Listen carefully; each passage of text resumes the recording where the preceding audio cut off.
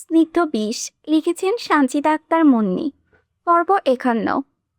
ঈদের দ্বিতীয় প্রহর। আজ দুপুরের আকাশটা আজ সীমাহীন নীল ক্যানভাস, যেখানে পেঁজা তুলার মতো এক টুকরো সাদা মেঘে আপন খোলাসে ভেসে বেড়াচ্ছে।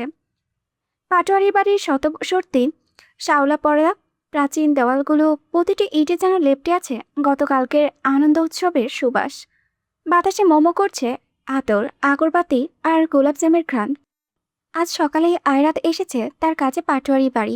এখন সেজুতা বেগম উঠোনের এক কোণে সাদেম গাছের ছায়ায় এক কসমেটিক্স ওয়ালিকে বসিয়েছেন। রং বেরঙের কানের দুল, মিনে করে নাকফুল, কাচের চুড়ি আর টিপের ঝাঁপি খুলে বসেছে। সে প্রায় এক ফালি আস্ত রংধনু খসে পড়েছে পাটোয়ারি বাড়ির ধুলোমাখা মাটিতে। সেজুতা এক মনে একজোড়া চমকো পরোক্ষ করেছিল। হঠাৎ কি মনে করে গলা উঁচিয়ে ডাক দেন, তৃষ্ণা, ও তৃষ্ণা, এদিকে আয় তো মা। নিজের জন্য কিছু একটা পছন্দ করে নে, ঈদের সময় বলে কথা। তৃষ্ণা বেরিয়ে আসে। বারান্দার এক কোণে কাঠের চেয়ারে বসে আয়রাত তখন চা খাচ্ছিল। সিধু চার ডাক শুনে কানে আসতে চায়ের কাপটা ধীরালয়ে পিরিচের ওপরে নামিয়ে রাখেছে। ভেতরে কোনো একটা অদম্য দুর্নিবার আকর্ষণ তাকে চুম্বকের মতো টেনে নেয় উঠোনের দিকে। আয়রাত এসে দাঁড়ায় সেজুতা আর তৃষ্ণার পাশে। তারপর হাতে নেয় একজোড়া রেশমি কাচের চুড়ি, গাঢ় নীল আর কুচকুচে কালো। আয়রাত তার স্বভাব মতো মাপা প্রশান্ত হাসিটি হেসে চুড়িগুলো বাড়িয়ে ধরে তৃষ্ণার দিকে, আর গলা মোলায়েম সুর মিশিয়ে বলে, তৃষ্ণা, তুমি এগুলো নাও, তোমায় ভীষণ মানাবে। তৃষ্ণা হাতটা মুহূর্তের মধ্যে কেঁপে ওঠে। ঠিক পৌরুষের ভোরের কুয়াশা ভেজা কোনো দুর্বল পাতার উত্তরে হাওয়ার থরথর করে কেঁপে ওঠে ওর হাত। নিজের বুকের ভেতরে হাতুড়ি পেটার মতো টিপটিপ শব্দটা যেন নিজের কান দিয়ে স্পষ্ট শুনতে পাই। ওয়াসিম তো এখনই চলে আসার কথা, সকালে এই কড়া গলায় বলে গিয়েছে দুপুরে বাড়িতে এসে খাবে। যদি একবার, মাত্র একবার সে যদি এই দৃশ্য দেখে ফেলে আয়রাতের হাত থেকে তৃষ্ণার চুরি নিচ্ছে, তাহলে আজ এই বাড়িতে প্রলয় নেমে আসবে। নিশ্চিত খুন করে ফেলবে ওয়াসিম তৃষ্ণাকে, কিংবা ঘটবে তার চেয়েও ভয়ঙ্কর অকল্পনীয় কোনো ধ্বংসলীলা। কিন্তু সবার সামনে দাঁড়িয়ে মুখের উপর নাও তো বলা চায় না। এর মধ্যে ওকে সেতু চাও যে চোখের ইশারায় তাগিদ দিচ্ছে, নিয়ে নে মা, না করলে অতিথি অপমানিত হবেন। একদিকে শাশুড়ির প্রচ্ছন্ন অলঙ্ঘনহীন নির্দেশ, অন্যদিকে অতিথির হাসি মুখে এই দুই ভারী দম বন্ধ করা পাথরের মাঝখানে তৃষ্ণার অসহায়ত্ব এক পাষাণ চাতাকলে পিষ্ট হতে থাকে। তারপর অগত্যা কাপা কাপা রক্তশূন্য আঙ্গুলে সে চুড়িগুলো হাতে তুলে নেয়। নীল চুড়িটা মসৃণ স্পর্শ যখন তার ফর্সা কবজিতে লাগে, ঠিক তখনই কেন এক অজানা আশঙ্কায় সে চোখ তুলে সামনের দিকে তাকায়। আর সেই মুহূর্তে তার বুকের ভেতরটা ছাদ করে ওঠে। হৃৎপিণ্ডটা এক ঝটকায় খসে পড়ে গলার কাছে এসে দলা পাকিয়ে যায়। কিছুটা দূরে গেটের কাছে দাঁড়িয়ে আছে ওয়াসিম, স্থির পাষাণ মূর্তি, নিস্তব্ধ এক কালভৈরবের মতো। তার চোখ দুটো জবা ফুলের মতো রক্তবর্ণ, মনে হচ্ছে দুই কুণ্ডে দাউ দাউ করে জ্বলছে সর্বগ্রাসী দাবানল। মুখে বিন্দুমাত্র অভিব্যক্তি নেই, ঠোঁট দুটো এমন শক্ত করে চেপে আছে, মনে হচ্ছে ভেতরে এক ভয়ানক প্রলয়নকে সে গায়ের জোরে বন্দি করে রেখেছে। আর ওই নিঃশব্দ ক্ষীণ হিংস্র দৃষ্টিই তো তৃষ্ণার শিরা উপশিরার সমস্ত রক্ত হিম করে দেওয়ার মতোই যথেষ্ট।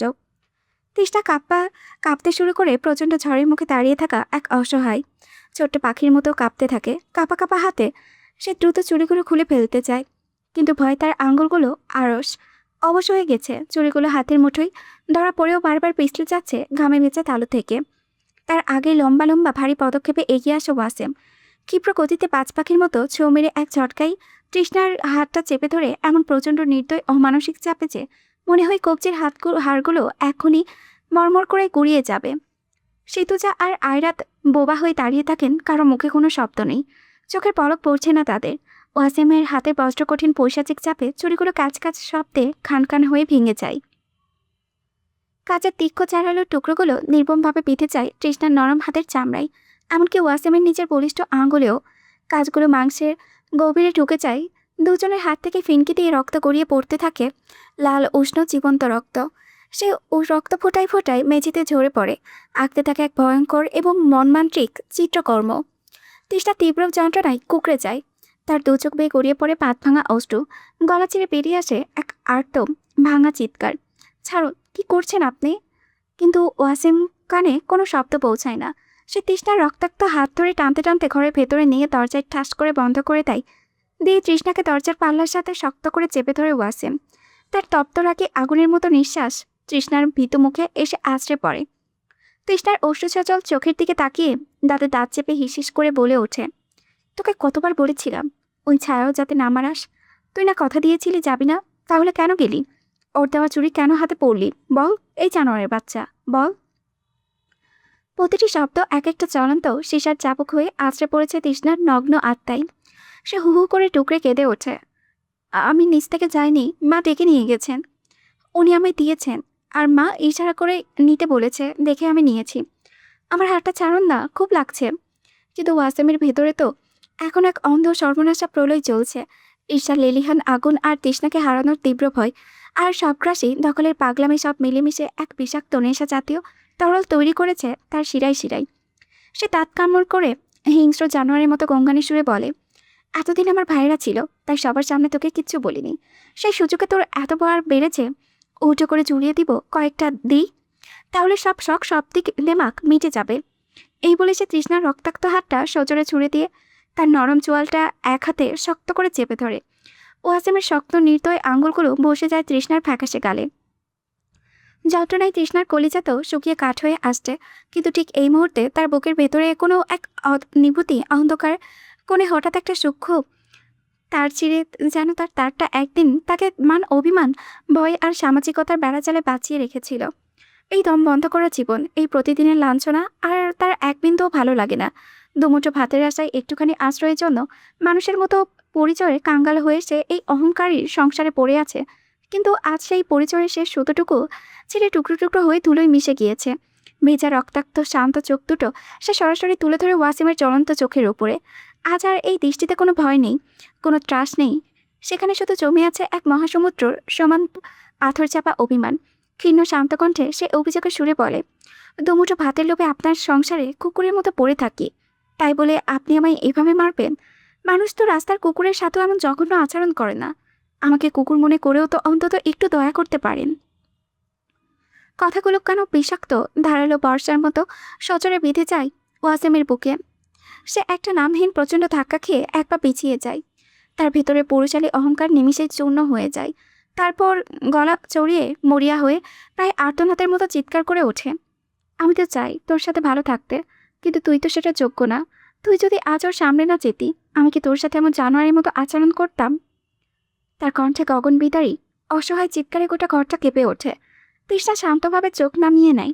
নিজের অবশ রক্তাক্ত বা হাত দিয়ে ডান দিকের কালে আর চোখ থেকে পানি মুছে নেয় ধীরালয়। আর সেই মোছার সাথেই তার ফর্সা কালে কপালে লেপটে যায় তাজা রক্তের কারো লাল দাগ। তার মুখোশটিতে এখন এক বিধ্বংস পরিত্যক্ত রক্তাক্ত যুদ্ধক্ষেত্র, সেখানে অশ্রু আর রক্ত মিলেমিশে এক করুণ ট্র্যাজেডি এঁকে রেখেছে। ফ্যাকাশে প্রাণহীন কণ্ঠে আবার বলে ওঠে তৃষ্ণা, আমি নিজে যাইনি, মা ডেকেছেন চুড়ি কেনার জন্য।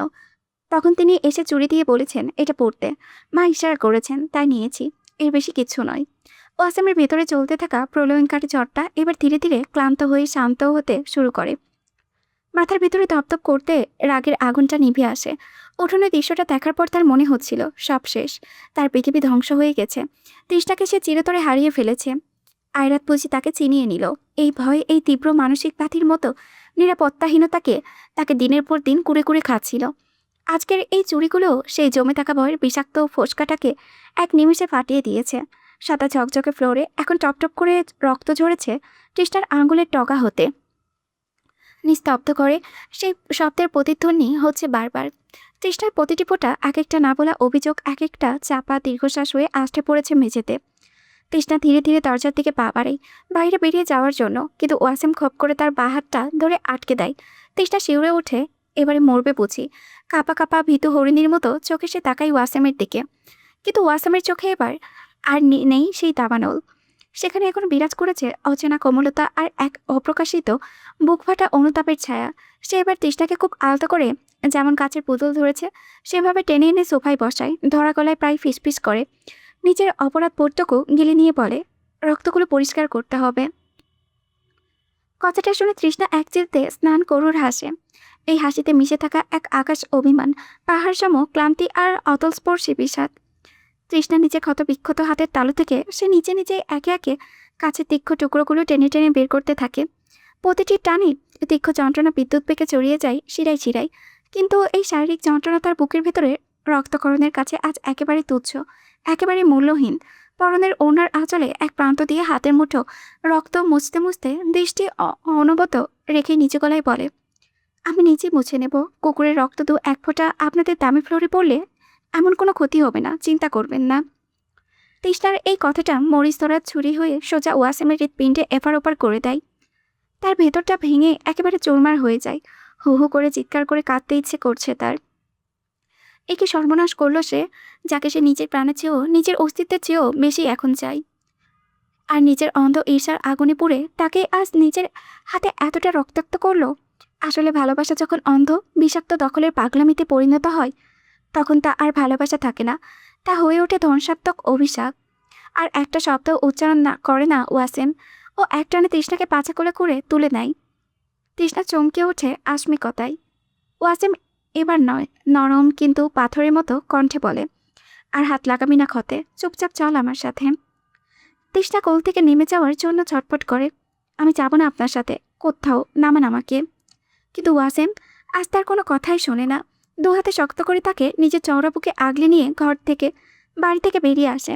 বাহিরে ঈদের ঝকঝকে রোদ্দুরে এখনো চারিপাশে আলোকিত করে আছে। দূর মাঠে বাচ্চারা নতুন জামা পরে আনন্দে ছোটাছুটি করছে। বাতাসে ভাসছে মেহেদি আর পোলাওয়ের উৎসব মুখর গন্ধ। কিন্তু এই দাম্পত্যের পৃথিবীটা এই কোলাহল থেকে সম্পূর্ণ আলাদা। একাকী এক বিষাদ দ্বীপ। ওদের পারিবারিক হাসপাতালটা বাড়ির ঠিক পাশেই।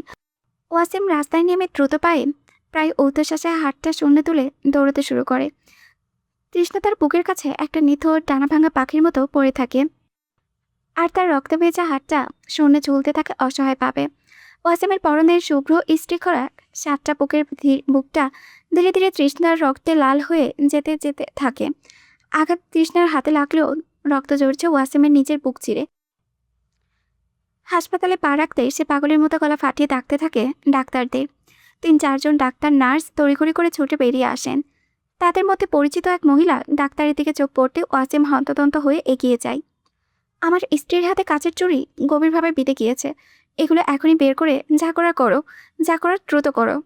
তৃষ্ণা এখনও ওয়াসিমের কোলে নিশ্চল হয়ে শুয়ে আছে। তার চোখ দুটো ফ্যাকাশে, তার রক্তমাখা ঠোঁটের কোণে লেপ্টে আছে এক ক্ষীণ রহস্যময় করুণ হাসি, যে হাসির অর্থ পৃথিবীর কেউ বুঝবে না, হয়তো সে নিজেও বোঝে না। ডক্টর বলেন, জি স্যার, আপনি ওনাকে কেবিনে নিয়ে আসুন। একটু পর ডক্টর হাতের তৃষ্ণার ক্ষতবিক্ষত তালু পরিষ্কার করেছে। একে একে কাচের ধারালো টুকরোগুলো চেমটি দিয়ে বের করে এনেছেন, এমনকি কাচের মিহি ধুলোগুলো পর্যন্ত যত্ন করে সরে দিচ্ছেন। গভীর ক্ষতগুলোতে ঔষধ লাগিয়ে সাদা ব্যান্ডেজে জড়িয়ে পেশাদারিত্বের সাথে কাজ শেষ করেন তিনি। আর তৃষ্ণা এক দৃষ্টিতে মেঝের দিকে তাকিয়ে থাকে। এখন সে এক নিষ্পন্দন অনুভূতিহীন পাথরের মূর্তি। আছে আর রক্তমাংসের মানুষ নেই, পরিণত হয়েছে এক যান্ত্রিক সত্তায়, যার ভেতরে সব শব্দ, আরতি আর আকাঙ্ক্ষা চিরতরে নিঃশেষ হয়ে গিয়েছে। আজ এত মানুষের সামনে এই হাসপাতালের আলোতে ওয়াসিম তাকে আমার স্ত্রী বলে পরিচয় দিল, যে পরিচয়ের জন্য তৃষ্ণা চাতকের মতো তৃষ্ণার্ত প্রহর গুনেছে। আজ এই অনাকাঙ্ক্ষিত স্বীকৃতিটি পেয়েছে, তার ঠোঁটে এক চিলতে হাসি ফোটে না, কারণ সে তৃষ্ণা এই পরিচয়ের জন্য দিন গুনেছিল। সে আজ অসহনীয় যন্ত্রণার স্তূপের নিচে চাপা পড়ে কবে মারা গিয়েছে। এখন যা টিকে আছে তার শুধু এক শক্ত নির্বাক পাথর। প্রথমে নির্মম আঘাত দিয়ে পরে রাজকীয় যত্ন নেওয়ার এই অভিনয়ের সে আর কোনো অর্থে খুঁজে পাচ্ছে না। তার পাশে বসে ওয়াসিম অস্থিরভাবে নিজের আঙ্গুল মটকাতে থাকে। তার দৃষ্টি আঠার মতো আটকে থাকে তৃষ্ণার ব্যান্ডেজে মোড়া হাতটিতে। ডাক্তার কাজ শেষ করতে করতে সামান্য ভ্রু কুঁচকে বলেন, খুব বাজেভাবে বিঁধেছে কাজগুলো, দেখে তো মনে হচ্ছে কেউ খুব জোরে কবজি ধরে তালু বরাবর চেপে ধরেছে। এভাবে ইনজুরি হওয়া বেশি ঝুঁকি কিন্তু। কথাগুলো ওয়াসিমের বুকের ভেতরে অপরাধ বোধের তীক্ষ্ণ কাঁটা হয়ে বিঁধতে থাকে।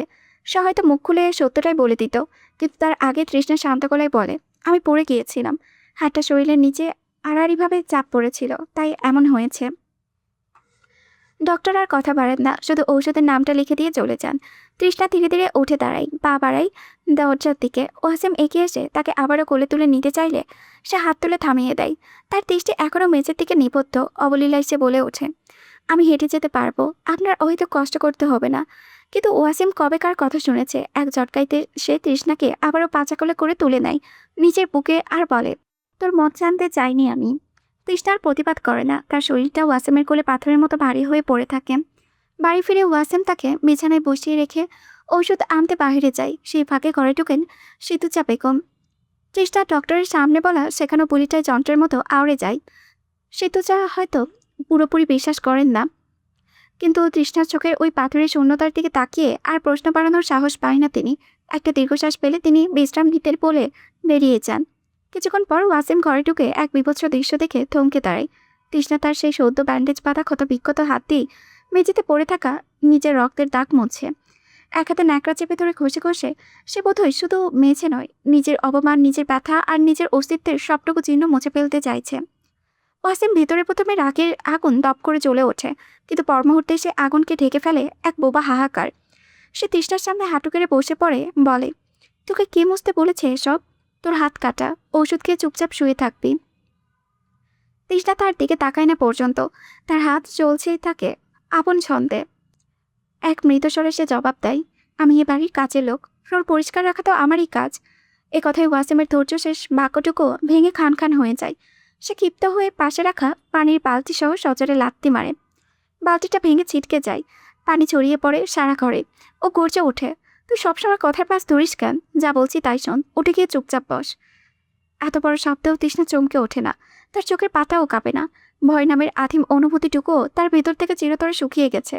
সে নীরবে উঠে দাঁড়ায়, ছড়িয়ে পড়া পানিটুকু মুছে ফেলে এবং ভাঙা বালতিটা তুলে বারান্দায় রেখে আসে।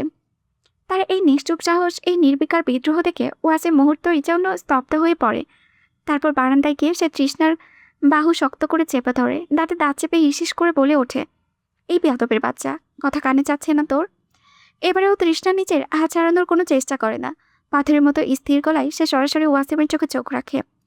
ওর দৃষ্টিতে আজ আর ভয় লেশমাত্র নেই, আছে তো শুধু এক মহাসাগর পরিমাণ ক্লান্তি, বীতশ্রদ্ধতা আর জমাট বাঁধা ঘৃণা। সে শান্ত স্বরে বলে, আপনি আমায় তালাক দিয়ে এই বাড়ি থেকে বের করে দিন। আমার জান, মন আর মস্তিষ্ক কিছু আর সহ্য করতে পারছে না আপনার এই তাণ্ডব। কথাটা শুনে ওয়াসিমের আঙ্গুলগুলো হঠাৎ থরথর করে কেঁপে ওঠে, পায়ের তলা থেকে মাটি সরে যাচ্ছে তার। সে তৃষ্ণাকে হিচড়ে টেনে নিজের বুকের কাছে নিয়ে আসে। ও চিল্লিয়ে ওঠে, এই তুই কি বলছিস এসব? মাথা ঠিক আছে তোর? তৃষ্ণা উত্তরে আসা স্থির, আমি একদম ঠিক বলছি। আমি আর নিতে পারছি না, রাস্তায় থাকবো, ভিক্ষা করে খাবো, তবুও আপনার এই সোনার সংসারে কুকুরের মতো পড়ে থাকবো না। এবার ওয়াসিমের সারা শরীর কেঁপে ওঠে। সে তৃষ্ণার দুই বাহু ধরে পাগলের মতো ঝাঁকিয়ে বলে, কেন? তুই যাবি কেন? পথে পথে ভিক্ষা করার চেয়ে আমার সঙ্গে থাকা কি ভালোবেসে নয়? তৃষ্ণার শুষ্ক ঠোকে তাচ্ছিলের এক বিষাদমাখা হাসি ফুটে ওঠে। আপনার সঙ্গে থাকা? আপনার সঙ্গে কি আমার মানায়? একটা রাস্তার কুকুরও তো রাস্তায় থাকাই জায়েজ। এতদিনের নিজের জায়গাটা চিনতে পেরেছি আমি। আমি এতিম, আর এতিমদের ঘর বাড়ি সংসার হয় না। কথাগুলো ওয়াসিমের বুকের ভেতরে শূন্যতা হয়ে বাঁচতে থাকে। সে মরিয়া হয়ে জিজ্ঞেস করে, আমি যদি তালাক না দিই? তৃষ্ণা নিষ্প্রহ স্বরে বলল, আপনার তালাক দেওয়া না দেওয়ার কি চাই আসে? আপনি তো এই বিয়ে কোনোদিন মানেননি। এই বাক্য সোজাকে বিদ্ধ হলো ওয়াসিমের হৃৎপিণ্ডে। সে আর কোনো যুক্তি খুঁজে পায় না। হঠাৎ এক উন্মাদের মতো তৃষ্ণাকে বুকের সঙ্গে চেপে ধরে জড়িয়ে ধরে আছে সে। তার চোখে তখন বিকার। তুই কোথাও যাবি না, আমি তোর সঙ্গে থাকতে চাই। তৃষ্ণা তার সর্বশক্তি দিয়ে তাকে সরিয়ে দেওয়ার চেষ্টা করে, দম বন্ধ হয়ে আসে ওর। হাসপাস করতে করতে সে বলে, আপনি সরুন, আমার নিঃশ্বাস নিতে কষ্ট হচ্ছে, দম বন্ধ লাগছে। কিন্তু ওয়াসিম এক বিন্দুও সরে না, বরং আবারও আষ্টে পিষ্টে জড়িয়ে ধরে তাকে। ওর গলার ভর করে এক হিংস্র জেদ, লাগলে লাগুক, কিন্তু শুনে রাখ, তুই আমার কাছ থেকে যেতে পারবি না। আমি না তোকে ছাড়বো, না তোকে নিজের করে ধরবো। তুই আমার জীবনে একটা জেদ হয়ে থাকবি। তুই যেখানেই যাস, আমি তোকে ঠিক খুঁজে বের করবই। তৃষ্ণা কুকড়ে গিয়ে ফিসফিস করে ওঠে, আর যদি মরে যায়? এক মুহূর্তের জন্য ওয়াসিমের বুকটা সত্যি ভেঙে টুকরো টুকরো হয়ে যায়। কিন্তু সেই ভাঙ্গনকে সে নিখুঁতভাবে লুকিয়ে ফেলে এক পাশবিক বিকারগ্রস্ত হাসির আড়ালে।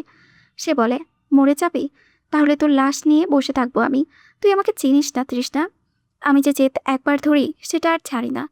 আর এখন তুই আমার জীবনের সবচেয়ে বড় জেদ। তৃষ্ণা সর্বশক্তি দিয়ে তাকে ধাক্কা দেয়, আমাকে ছাড়ুন। কিন্তু ওয়াসিম টলে না, বরং তার আঙ্গুলের অস্থির এলোমেলো স্পর্শ নেমে আসে তৃষ্ণার কোমরে। দখলদারির এক অন্ধ উন্মাদনায় সে তাকে আরও শক্ত করে চেপে ধরে নিজের সঙ্গে আর বলে, তোর ওপর অধিকার আছে আমার, তোকে ধরবো, ছাড়বো কেন? যন্ত্রণায় তৃষ্ণা ফেটে পড়ে, কিসের অধিকারের কথা বলছেন আপনি? কাছের লোকের ওপর মনিবের অধিকার? আজ ওয়াসিমও তার সব মুখোশ খুলে ফেলল। তার চোখে এক অসুস্থ নেশা ও কণ্ঠ হতে বেরিয়ে আসে নগ্ন স্বীকারোক্তি, না, স্বামী হওয়ার অধিকার। তুই আমার বিবাহিতা স্ত্রী, আর আমার স্ত্রীর শরীরের প্রতিটি অঙ্গে ছুঁয়ে দেওয়ার অধিকার আমার আছে। সন্ধ্যা ঠিক 7টা। শিকদার বাড়ির রান্নাঘরে ভাজা রুটির সুঘ্রাণ আর চুলের গনগনে আজ বিরাজ করেছে। এই উষ্ণ আবহের মাঝে ইকরা, নাজা আর সিমরানের কথার ফুলঝুরি ঘুরছে। কাজের ফাঁকে ফাঁকে চলছে তাদের খুনসুটি আর অবিরাম হাসি ঠাট্টা। আজ তো নাছাকে কথার জাতাকলে ফেলে ইকরা সিমরান ওকে কোণঠাসা করে দিয়েছে। ইকরা আটার তলাটা হাতে নিয়ে গোল করতে করতে চোখ পাকিয়ে জিজ্ঞেস করে, আচ্ছা এবার একদম সত্যি করে বলতো, কাল রাতে তোর ঠিক কী হয়েছিল? ও তো ডুকরে কাঁদছিলি কেন? আমি তো মাঝরাতে পানি নিতে এসে তোর কান্নার আওয়াজ শুনে ভয়ে প্রায় জ্ঞান হারানোর অবস্থায় ছিলাম। ভেবেছিলাম কোনো বিপদ হলো নাকি। নাঝা লজ্জায় একেবারে গুটিয়ে যায়। চুলের আছে অমনিতেই ওর ফর্সা গাল দুটো লাল হয়েছিল, এখন আবার আস্ত একটা টমেটোর মতো আভা ফুটে উঠেছে। তাও নিজেকে কোনো রকমের সামাল নিয়ে আমতা আমতা করে বলে, আরে না না, কী সব বলছো আজে বাজে। আমি তো একটা খারাপ স্বপ্ন দেখেছিলাম, তাই হয়তো ঘুমের ঘরে। ওর কথা শেষ হওয়ার আগেই সিমরান ঠোঁটের কোণে এক চিফতে শয়তানি হাসি ঝুলিয়ে বলে ওঠে, সে তো আমরা খুব ভালো করেই জানি কেমন স্বপ্ন। নিশ্চিত তৌসির ভাই কাঁদিয়েছে, তাই না? নাছা একটা দীর্ঘশ্বাস ছেড়ে আটার লেচি কাটতে কাটতে অবশেষে সত্যটা স্বীকার করে নাই। হ্যাঁ, ওই আর কি, আমি আসলে ইচ্ছে করে একটু শব্দ করে কেঁদেছিলাম, কারণ ঝগড়ার পর উনি আমার রাগটা আর ভাঙাননি। কথাটা শুনে ইকরা আকাশ থেকে পড়ে। রুটি বেলার বেলানটা হাত থেকে নামিয়েই হতাশ ভঙ্গিতে বলে, আমার কপালটাই বোধহয় সবচেয়ে খারাপ। আর জামাই থেকেও নাই, আমার কপালে জুটলো আজ তো একটা মাদার চোদ। নয়তো এমন আহ্লাদি কান্না তো আমিও করতাম। হায় রে আমার পোড়া কপাল, এই দুঃখ আমি কোথায় রাখি? বলি সে নাটকীয় কায়দায় কাঁদো কাঁদো মুখ করে পাশ থেকে সিমরানের ওড়নাটা টেনে নিয়ে নিজের চোখে মুখের ঘাম মুছতে শুরু করে। সিমরান চমকে উঠে নিজের ওড়নাটা বাঁচাতে বাঁচাতে চিৎকার করে উঠছে, এই কি করছো কি তুমি? ছাড়ো বলছি। ইকরা এবার নাছরবান্দার মতো নাচার ওড়না টেনে নিয়ে মুখ মুছতে মুছতে বলে, একটু কষ্ট পেয়ে চোখের পানিটাও কি মুছতে দিবি না তোরা? দেখ কত বড় হারামি তুই, দে এদিকে। নাচা খিলখিল করে হেসে ফেলে বলে, হ্যাঁ তা তো দেখতেই পাচ্ছি, কত দুঃখ তোমার। চোখের পানি নয়, তুমি তো কপালে ঘাম মুছছো। আচ্ছা বাদ দাও তো ওসব, এবার সত্যি করে বলো তো, ধ্রুব ভাই কি এখনো তোমায় পুরোপুরি মেনে নেয়নি? ইকরার মুখের হাসিটা নিমিষেই মিলিয়ে গেল। একটা লম্বা দীর্ঘশ্বাস ছেড়ে বিষণ্ণ গলায় বলে, না রে, ও তো আমাকে নিজের সবচেয়ে বড় দুশ্মন মনে করে। কেন যে এই বিয়েতে বসতে গেলাম কে জানে। একবার সাওয়ার জীবন ডিভোর্স দিয়ে দেবো ওকে, তারপর সুন্দর সুন্দর রোমান্টিক পুরুষ থেকে বিয়ে করব। ইকরা এমন বেপরোয়া কথা শুনে সিমরান আর নাচা রীতিমতো ভরকে যায়। চোখ বড় বড় করে একে অপরের দিকে তাকিয়ে অবাক স্বরে বলে, বলছো কি? তুমি কয়টা বিয়ে করবে শুনি? ইকরা এবার আগের বিষণ্ণতা ছেড়ে ফেলে নিখাত মজার ছলে বলে, আরে বেশি না, ডিভোর্সের পর প্রথমে আমার নানাকে বিয়ে করব, তারপর নাচার দাদাকে। তোর দাদা তো মারাত্মক পাওয়ার ভাই, আমি এই পাওয়ারটা আমিও নিতে চাই। ওই পাওয়ার নেওয়া শেষ হলে তারপর ভেবেচিন্তে একটা সিরিয়াস বিয়ে করব। ইকরা এবার আজকবি আর পাগলাটের কথা শুনে নাচা আর সিমরানের আর নিজেদের জেদ আটকে রাখতে পারল না। রান্নাঘরে চার তোয়ালের মধ্যে হু হু করে খিলখিল করে ফেটে পড়ল হাসিতে তারা। ওদের সেই হাসির আওয়াজ বসা ঘর পর্যন্ত স্পষ্ট পৌঁছে যায়। সেখানে সোফায় বসে থাকা তৌসির বিবিজানকে উদ্দেশ্য করে বলে, বিবিজান, 3টে ভূতকে যে রান্না করে ঢুকিয়েছ, একটু নজর রাখো ওদের দিকে। খিলখিল করে হাসতে হাসতে শেষে রান্নাঘরটাই না আবার উইরা দেয় ওরা। বিবিজান প্রস্তরের হাসিতে হাত নেড়ে সন্দেহ বলে, আরে বাদতে তো, মেয়ে মানুষ একটু হাসি খুশি থাকাটাই তো স্বভাব। ওরা হাসুক, তুই নিজের কাছে মন দে। এদিকে ধ্রুব নিচের ঘরে বিছানায় আশ করে শুয়ে আছে। পরনে কেবল একটা কালো রঙের হাঁটুঝুলার শর্টস। তার সুঠাম ফর্সা আর পেশিবহুল পুরুষালী শরীরটা ঘরে আরোই নিখুঁতভাবে স্পষ্ট। বুকের কাছে কয়েক ফোঁটা ঘাম চিকচিক করছে। খুব আরাম করে বালিশে হেলান দিয়ে সে টিভির পর্দায় মগ্ন হয়ে ক্রিকেট ম্যাচ দেখছে। কাজ শেষে ইকরা চা নাস্তা শেষ করে ঘরে প্রবেশ করে, কিন্তু বিছানায় ধ্রুবর এমন খোলামেলা আর উদাসীন অবস্থা দেখে সে চোখটা আধো বন্ধ করে তীক্ষ্ণস্বরে চিৎকার করে ওঠে, এই তোমার কি লাজ লজ্জা বলতে দুনিয়ার কিচ্ছু নেই? একজন যুবতী মেয়ের ঘরে আছে, আর তুমি এমন বেহায়ার মতো একটা শর্টস পরে বসে আছো। ধ্রুব ঘুরে তাকিয়ে ইকরার দিকে, তারপর নির্বিকার ভঙ্গিতে রিমোট চেপে টিভির সাউন্ডটা মিউট করে দেয়। ইকরার আগে লাল হয়ে থাকা মুখের দিকে আর চোখে তাকে শান্ত গলায় বলে, মেয়েটা আবার কে? তোকে তো আর এমনি এমনি আনেনি। ঢাকঢোল পিটিয়ে আমার 14 গোষ্ঠী নেচে গিয়ে কোমরে হাড় ভেঙে দুলিয়ে তোকে একেবারে কাবিন করে এই ঘরে তুলেছি।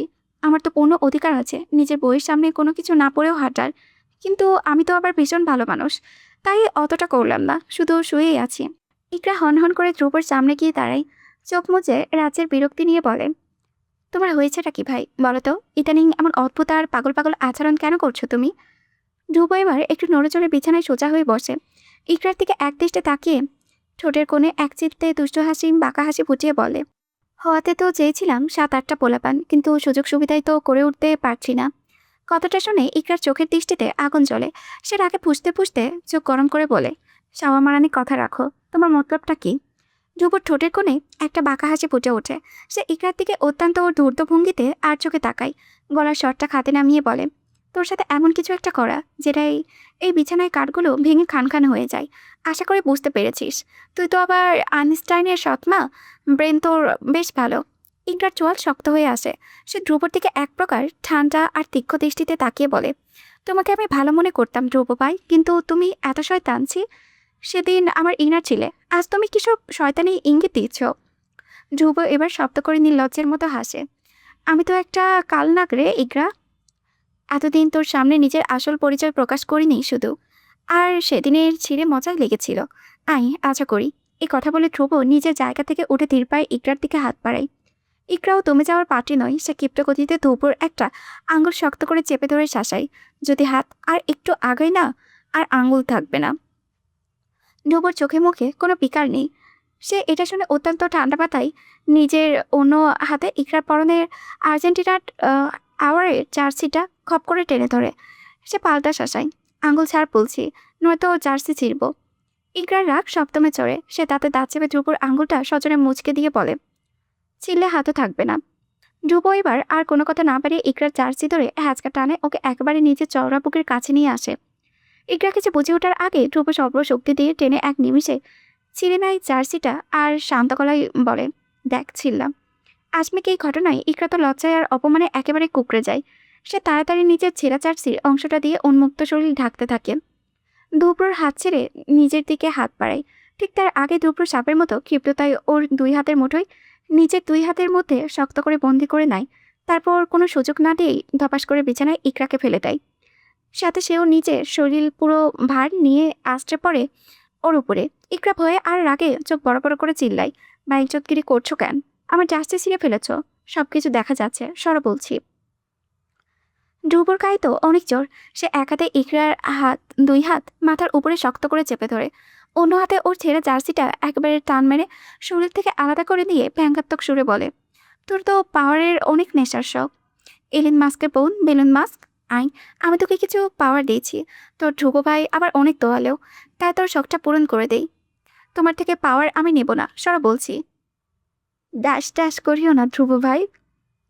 ধ্রুব এক হাতে ওর দু হাত চেপে ধরে, অন্য হাতে পেটে উন্মুক্ত পেটে হাতের আঙ্গুলে অবাধ স্পর্শ এঁকে দিতে দিতে বলে, আমারটা নিতে চাস না, অথচ চার বিয়ে করা বুড়ো হয়ে মরার পর্যায়ে আসা লোকের কাছে যেতে চাস, আবার রোমান্টিক পুরুষও চাস। আই তোর সাথে একটু রোমান্স করি।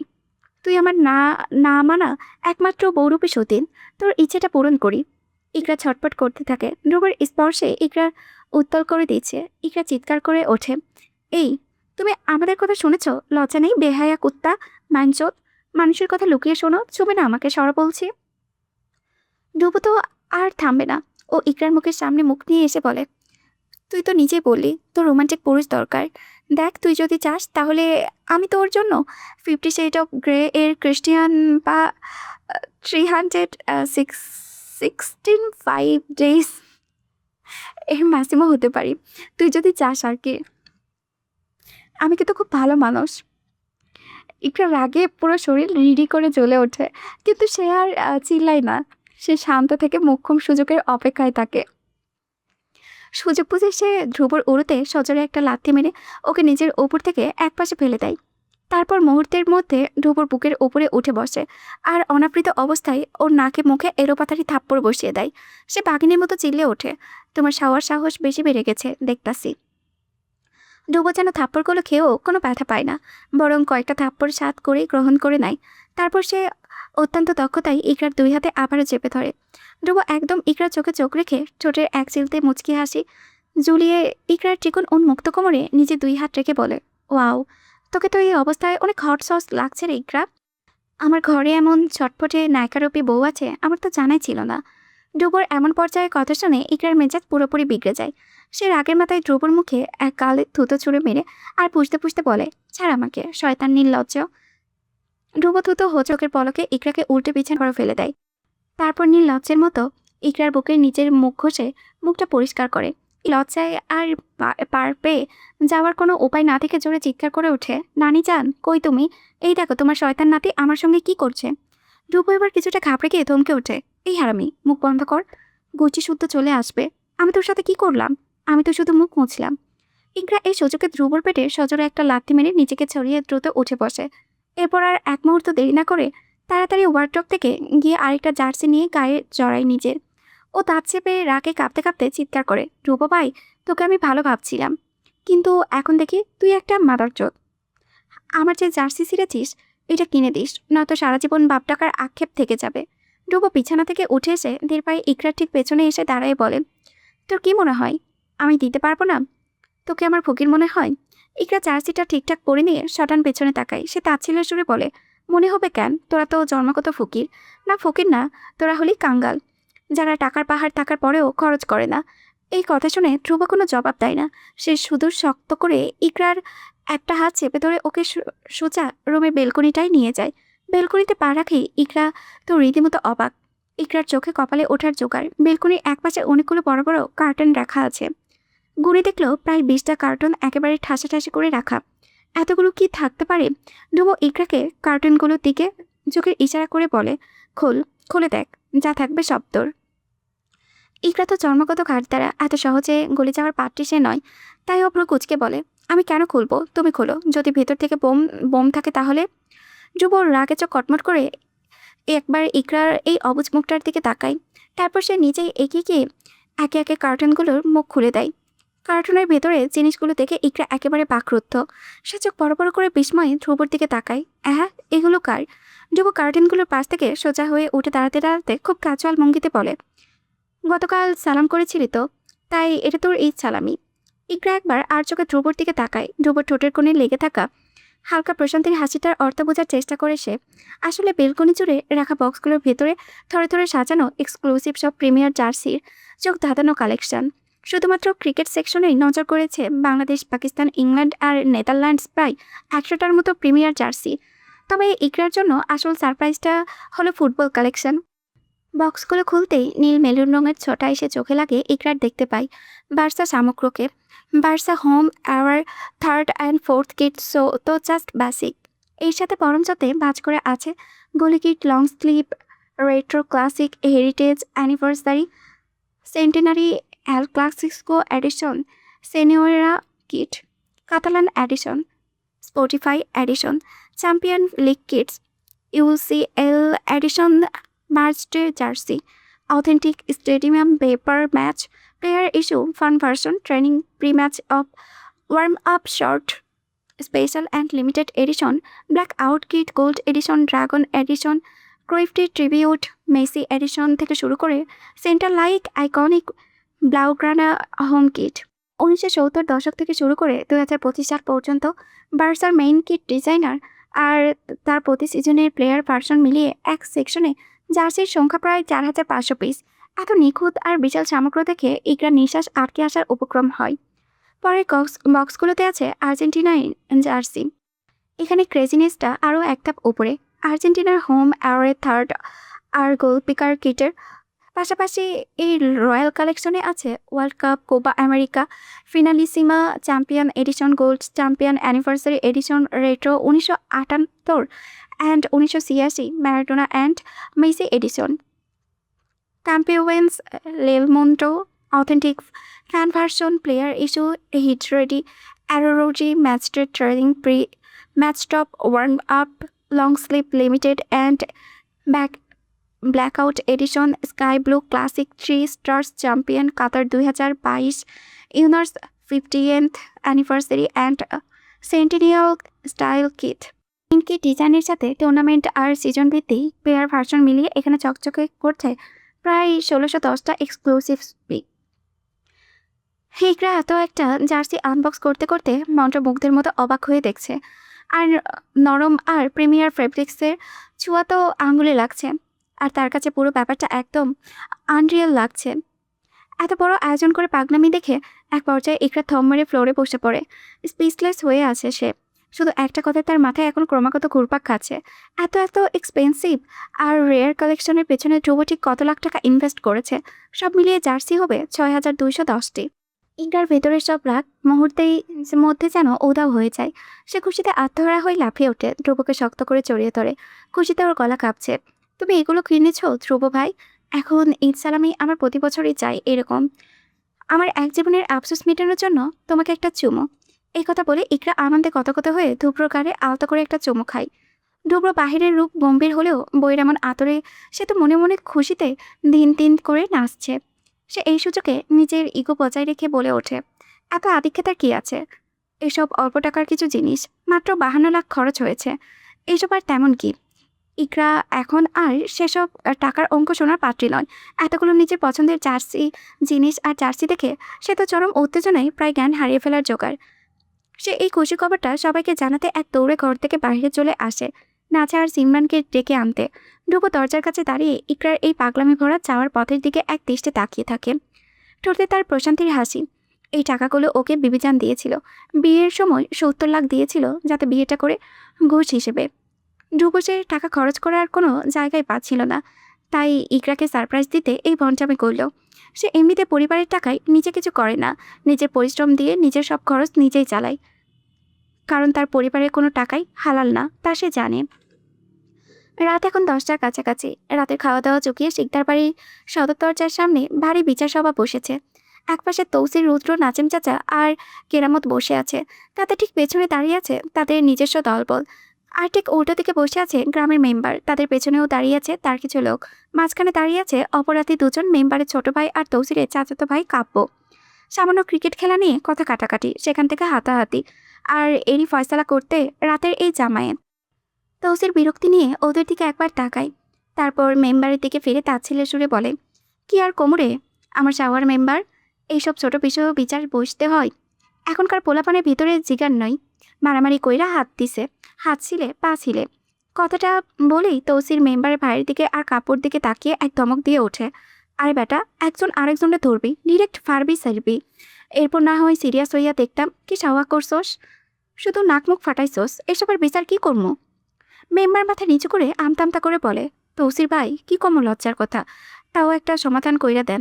তৌসির নিচে কোমরে রাখা পিস্তলটা বের করে করে খুব স্বাভাবিক গলায় জিজ্ঞেস করে, কে কাকে মারছে? উভয় পক্ষ সমস্যারে বলে ওঠে, দুজনেই দুজনকে মেরেছে। তৌসিরের গলার চর এবার একদম ঠান্ডা শোনায়, তাহলে আর কি বিচার, দুজনেই মারছস দুজন রে, নে কোলাকুলি কইরা নে, হিসাব খতম। কিন্তু তুই তরুণ রক্ত একই সিদ্ধান্তে নারাজ। দুজনে একরক্ষা গলায় বলে ওঠে, অসম্ভব। তৌসির এই প্রত্যাখ্যান শুনে একবার নাজিম চাচার দিকে তাকাই, নাজিম চাচা ধীরে সুস্থে মাথা নাড়েন। তৌসির এবার মেম্বারের দিকে তাকিয়ে চোখ দিয়ে ইশারা করে। পরিস্থিতি বুঝে মেম্বারও নীরবে মাথা নাড়ায়। সবুজ সংকেত পেতেই তৌসির উঠে দাঁড়ায়।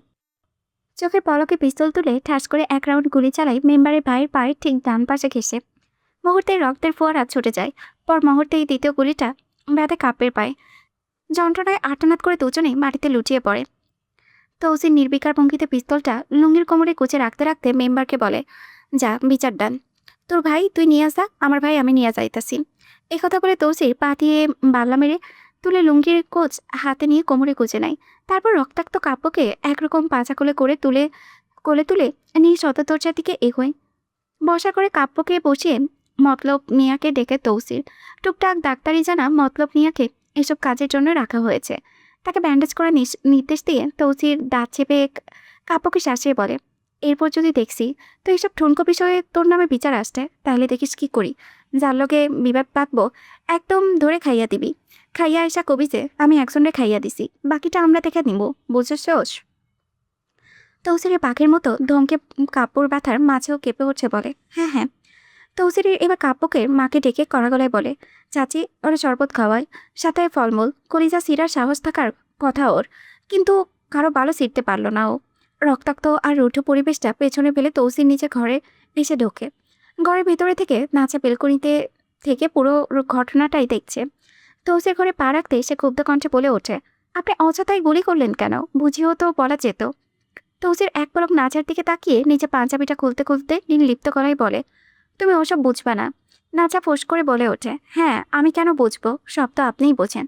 কাপু ভাইয়ের পরীক্ষা আর 4-5 দিন পর, হয়তো এখন এই পানি এসে পরীক্ষা দিতে যাবে কি করে। কথাটা শুনে তৌসিরের পাঞ্জাবিটা বিছানায় ছুঁড়ে মারে।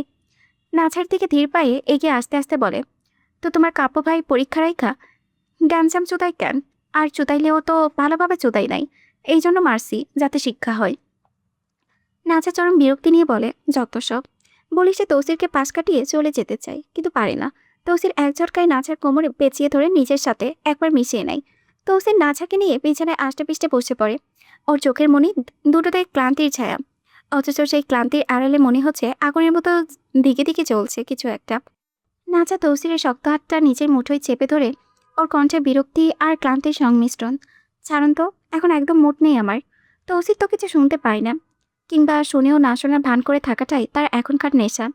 সে নাচার শুভ্রকালে নাক ঘেঁষে, তারপর ওর ঠোঁটের কোণে এক কপালে অবাত চুলগুলোতে নিজের ঠোঁট বসে চুমু খেয়ে এক পশলা উষ্ণ দীর্ঘশ্বাসে নাচার কানে ছেড়ে ফিসফিসিয়ে বলে, কিসের মোট বলতো শুনি, কি এর মোট নেই তোর?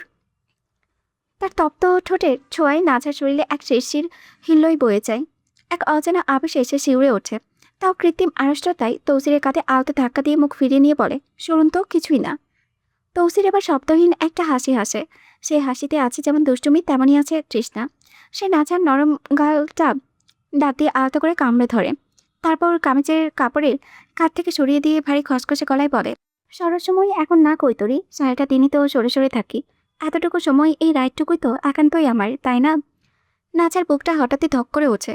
এই বুনো লোকটার চোখের গভীরে তাকানোর সাহস ওর কোথায়? তৌসিরের প্রতিটি স্পর্শ ওর শিরায় শিরায় বিদ্যুৎ খেলে দেয়। তৌসির ধীরে ধীরে নাচার কাপড়ের ভাঁজগুলোতে আলগা করে দিয়ে নাচাকে বিছানায় শুইয়ে দিয়ে সেও নিজেও ঝুঁকে পড়ে ওর ওপরে। তৌসিরের মুখ ডুবে যায় নাচার গলার খাঁচে, বুকের উষ্ণতায়। সারাদিনের সমস্ত যুদ্ধ, সমস্ত আগ্রাসন আর অস্থিরতা সে তার কৈতরীর শরীরের সুবাসে খুঁজে, বুকের উষ্ণতায় শরীরের সুবাসে খুঁজে চড়িয়ে নিতে চায়। নাচার ত্বকে তৌসিরের নিঃশ্বাস আছড়ে পড়ে, যা গরম, ভারী আর অনিয়ন্ত্রিত। বাইরের রাতের মৌনতা এখন তুঙ্গে। জানালা পর্দার ফাঁকে গলে আসা এক চিলতে রূপালী জ্যোৎস্না এসে পড়েছে ওদের দেহের উপরে। এই আলোয় নাচের মনে হয় তৌসিরের চুলগুলো কালো রেশমের মতো চিকচিক করেছে। মুহূর্তেই ওর ঘোর নাচাকে আচ্ছন্ন করে ফেলে। সে ধীরে ধীরে নিচের আঙুলগুলো চালিয়ে দেয় তৌসিরের ঘন চুলের আওরণে। তাও ভেতরটা হঠাৎ মায়ের টৈটম্বর হয়ে ওঠে। খুব নরম সুরে সাবধানে নাচা জিজ্ঞেস করে, তৌসির, গতকাল রাতে আপনি এত হতাশ ছিলেন কেন? আমি তো আর এর আগে কখনো আপনাকে এতটা ভেঙে পড়তে দেখিনি। কি হয়েছে আপনার? আমাকে বলবেন? আমি আর বিশ্বাসঘাতকতা করব না। কথাটা জাদু মন্ত্রের মতো কাজ করে। থমকে যায় তৌসির। এতক্ষণের এই আগ্রাসেই উন্মুক্ত পুরুষটা নিমিশেষে অদৃশ্য হয়ে যায়। এক মুহূর্তের জন্য তৌসিরের শরীরটা পাথরের মতো শক্ত হয়ে আসে, তারপর ধীরে ধীরে শিথিল হয়ে যায়। সে নাচার ওপর থেকে সরে আসে, পাশে শুয়ে পড়ে। তবে দূরত্ব বাড়ায় না, বরং সে নাচাকে 2 হাতে জাপটে ধরে টেনে নেয় নিজের প্রশস্ত আর উষ্ণ বুকের ভিতরে। খুব শক্ত করে জড়িয়ে ধরে, খুব শক্ত করে। নাচা অহতবাক হয়ে যায়। কয়েক মুহূর্ত আগেও যে মানুষটা ছিল ডাব তাহের মতো উত্তাপ, সেই মানুষটা এখন কেমন এত ভঙ্গুর, কেন এত শিশুর মতো অসহায় হয়ে যাচ্ছে? সে তৌসিরের বুকে কান পাতে, আর তখনই সে স্পষ্ট শুনতে পায় তৌসিরের হৃৎপিণ্ডের অশান্ত এলোমেলো ধুকপুক শব্দটা। নাচার মনে হয় এক বিশাল জল বয়ে যাচ্ছে ওর বুকের গহীনে। প্রতিটি স্পন্দনে চাপা পড়ে আছে কোনো এক অকথিত হাহাকার। এই তৌসির তাকে আগলে রাখার পাহাড়ের মতো, অথচ নিজের ভেতরের ক্ষতটা কেন বলতে পারে না। সে আলতো করে তৌসিরের তপ্ত বুকে একটা ভালোবাসার চিহ্ন এঁকে দেয়। তৌসির ধীরে ধীরে নাচার মাথায় হাত বুলিয়ে দিতে দিতে কারো স্বরে বলে, তুই বুঝবি না নাচা, এই যন্ত্রণা তুই বুঝবি না। নাচা আরো শক্ত করে আঁকড়ে ধরে তৌসিরকে, বুকের ভেতরে মুখ গুজে বলে, বলুন না, আমি কাউকে বলবো না, আমি বিশ্বাস ভাঙবো না। তৌসির নাচার বক্ষের পাক মুঠোয় নিজে তার কপালে গভীর একটা চুমু খায়, তারপর দীর্ঘশ্বাস ছেড়ে পড়ে। বিষয়টা বিশ্বাস ভাঙার না, আমি বললে তুই বিশ্বাস করবি না। নাচা তৌসিরের হাতটা নিজের মুঠোয় তুলে নেয়, ওর বুকে মাথা এলিয়ে দিয়ে অবিচল কণ্ঠে বলে, বিশ্বাস করব আমি। আপনার অতীত নিয়ে আমার কৌতূহল, আমার জানার ইচ্ছে। আমি থাকতে চাই আপনার সাথে, জানতে চাই আপনাকে। অন্ধকারে তৌসিরের ঠোঁটে একটা ফিকে হাসি ফুটে ওঠে। সে ফিসফিস করে বলে, শুনবি তাহলে? নাচা চোখ বন্ধ করে বলে, হুম।